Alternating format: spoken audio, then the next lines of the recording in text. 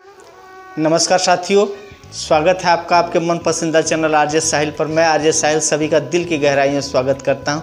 आज की कहानी के सेशन में जो हम लेकर आए हैं दोस्तों, थोड़ा सा धर्म से भी जुड़ा है, लेकिन इस बात को अन्यथा ना ले। ये कहानी एक पुत्र रत्न की, जिसे बड़ा अनमोल रिश्ता माना जाता है। कहानी की शुरुआत होती है एक रामदीन नाम के व्यक्ति से। रामदीन बहुत ही सीधा साधा, नियायती, ईमानदार रहता है और अपनी पत्नी के साथ में जीवन व्यतीत करता है। और जैसे भी रहता है, गरीब रहता है, लेकिन सुखी जीवन जीता है। और उसके पास एक छोटा बगीचा रहता है। बगीचे में आम, तरह तरह के फल के पेड़ लगे हुए थे। उसमें एक कटहल भी लगा था। कटहल जो कि काफ़ी एक बार बड़ा हुआ, तो जब बड़ा हो गया वो कटहल पेड़ में ही धीरे धीरे लगा कि पकने लगा है। तो उसने तोड़ करके, कटहल थोड़ा बड़ा था, रख दिया। लगभग 2 दिन जब रख दिया, वो पक गया, तो बाज़ार में लेकर के सड़क किनारे बैठता है उसको बेचने के लिए।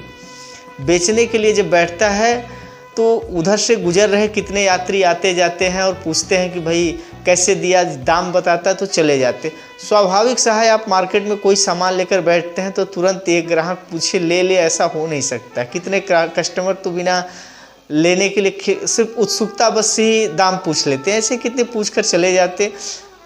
वो दाम बताता, बेचारा बोला इतने का हम बेचेंगे, मगर बिका नहीं। वहीं से एक बग्गी पर बैठे हुए एक ब्राह्मण जा रहे थे। इस बात को पहले कह दूंगा दोस्तों, कोई अन्यथा ना ले, बस कहानी एक सीख के लिए है। एक ब्राह्मण जा रहे थे, और जब ब्राह्मण जा रहे होते हैं, ब्राह्मण देवता तो जा कर के उस रामदीन से पूछते हैं कि तुम एक कटहल बेच रहे हो? तो रामदीन बोला हाँ देवता, हाँ मैं कटहल बेच रहा हूँ ब्राह्मण गुरुजी।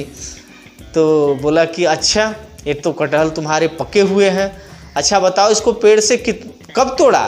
तो बोला पिछले 2 दिन पहले तोड़ा था, जब पक गया तो लेकर के बाज़ार में आया हुआ हूँ बेचने के लिए। अब वहाँ जो ब्राह्मण रहते हैं कुपित हो जाते हैं, गुस्सा हो जाते हैं, बोलते हैं कि तुम निहायती पापी हो। तुमको पता है किसी को मैं ब्राह्मण और मुझे तुम 2-3 दिन का बासी ये फल मुझे खिलाओगे? इसको खा करके तो मैं बीमार हो जाऊंगा, और जब बीमार हो जाऊंगा तुम्हारे ऊपर बहुत बड़ा प्रकोप आ जाएगा, और इस प्रकोप में तुम्हें बहुत बड़ा नरक का दंड भोगना पड़ेगा। तुम तो बहुत ही बड़े मक्कार टाइप के आदमी लगते हो। उसको इतना ज़्यादा डांट देते हैं कि बेचारा रामदीन डर के मारे कांपने लगता है, हाथ जोड़ता है। बोले कि तुम बहुत बड़ा पाप कर रहे हो, जो तुम बासी फल ला करके बाजार में बेच रहे हो, और वो भी मेरे जैसे प्रकांड विद्वान ब्राह्मण को। अब बेचारा रामदीन चुप हो जाता है। जितना हो सका ब्राह्मण देवता डराते हैं। बोला महाराज कोई उपाय बताइए, मुझसे गलती हो गई। तो बोले कि ये तुम फल मुझे दे दो, मैं इसको घर ले जाऊंगा अपने, और घर ले जाकर गंगा जल से इस पर शुद्धि करूंगा, और शुद्धि करने के बाद मंत्रोच्चार करूंगा, जिससे पहले तो तुम्हारा पाप कटे, और जब तुम्हारा पाप कट जाएगा तब जाकर के इस फल का जो भक्षण करना है मैं करूंगा। तब जाकर तुम्हें जो पाप तुम्हारे सर पे चढ़ा है बासी फल बेचने का, वो पाप तुम्हारे सर से उतरेगा। रामदीन बेचारा चुपचाप बोला महाराज लेकर जाइए। दे करके हाथ जोड़ लेता है। और जब वो घर पर लेकर चले जाते हैं, अपने घर पर आता है तो उसकी पत्नी बड़ी खुश रहती है कि कुछ बेच करके आए हैं तो पैसा पाए होंगे तो कुछ सामान लिया जाएगा। पत्नी पूछती है कि बताइए आपने कितने का बेचा? तो सारी व्यथा अपनी पत्नी को बताता है। तो पत्नी बेचारी माथा ठोक लेती है कि क्या हो जाता है अक्सर हम लोगों के साथ, हे प्रभु।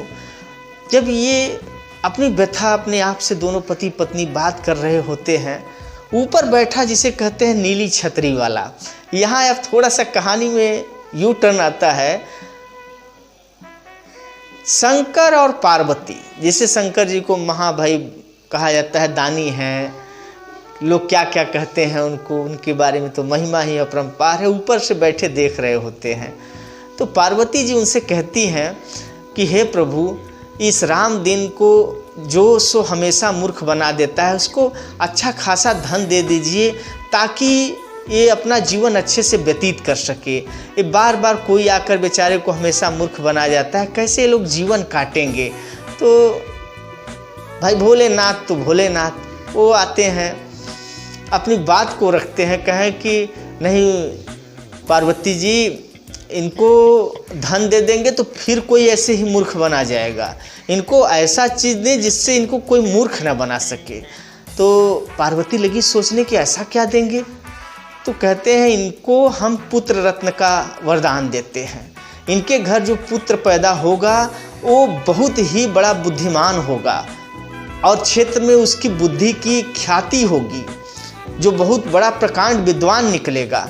और जब इसका पुत्र बड़ा धीरे धीरे होने लगेगा तब ये आगे बढ़ता जाएगा और इसको कोई मूर्ख नहीं बना पाएगा। वही हुआ जो ऊपर से शंकर जी ने वरदान दिया। कुछ दिनों बाद पुत्र रत्न की प्राप्ति हुई और वो लड़का धीरे धीरे जब बढ़ा तो महान प्रकांड विद्वान होता है। और आप समझ सकते हैं जब अगर कोई बुद्धिमान आदमी है तो इस तरह से दकियानुसी बातों का कोई मूर्ख बनाना आसान नहीं होता है। तो बस दोस्तों, कहानी का छोटा सा मर्म है दो तरह का। पहला तो अगर हम अपने माँ बाप के लाडले हैं, पुत्र हैं, तो हमारा कर्तव्य होता है कि कहीं ज़रूरी नहीं कि माँ बाप कहीं हर फैसला ले तो सही हो, तो अगर कहीं गलत रहे तो एक अच्छा पुत्र बन कर के उस वरदान का जो शायद दिया हुआ ऊपर वाले का है आप हाथ बटा लेना। और अगर अच्छे पुत्र हैं तो हमेशा अपने माँ बाप की सेवा बखूबी करना दोस्तों। बाकी दोस्तों कहानी पसंद आए तो please like, subscribe, share, forward, comment जरूर करिएगा। और एक बात हाथ जोड़कर सभी लोगों से कहेंगे कि कोई अन्यथा ना ले इस कहानी को दोस्तों। बस